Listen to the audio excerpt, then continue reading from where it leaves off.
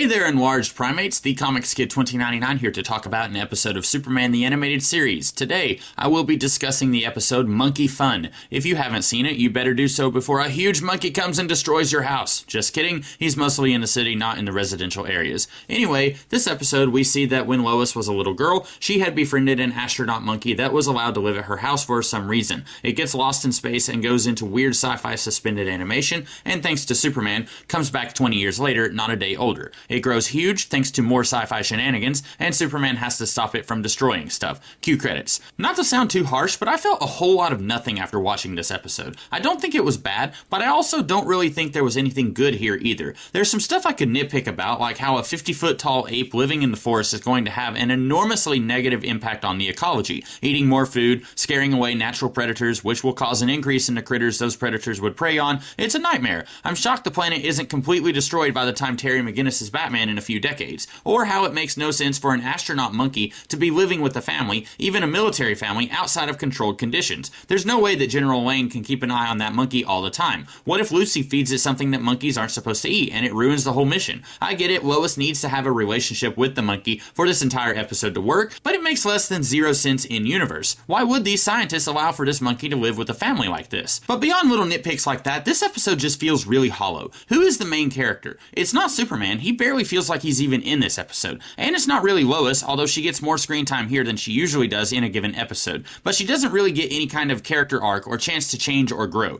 And it's not Titano either. He's just a force of nature. There's nothing or nobody for me to latch onto here. Even in just a 20-minute episode, I need to have some kind of protagonist to care about, even just a little bit. Otherwise, it's just a sequence of events. It can be exciting, and this episode does bring it a few times, like with the scene with Superman fighting the bacteria. I like that quite a bit, but it's still just a sequence of events. But like I said, this isn't really a bad episode either. It has just enough to redeem its lack of core that any story needs. I like the references to the ape-centric Silver Age of DC Comics, though I wouldn't have needed an entire episode built around Titano if we didn't get this one. I like that we got to see Lucy and Sam Lane, and as far as I know, this is the only time that we get to see them in the DCAU. But really, these are just nice shiny things to distract me from how not great this episode is. Like I said, not an out-and-out bad episode, but definitely not worthy of much, if any, praise. So those are my admittedly brief thoughts on this episode. I hope you guys liked this review, and if you did, be sure to throw me some likes, shares, and comments. And next weekend, I'll be back to talk about another episode of Superman the Animated Series. And hopefully I'll be doing so in more detail than I did this week. In the meantime, you guys have a great rest of the day. Catch you later.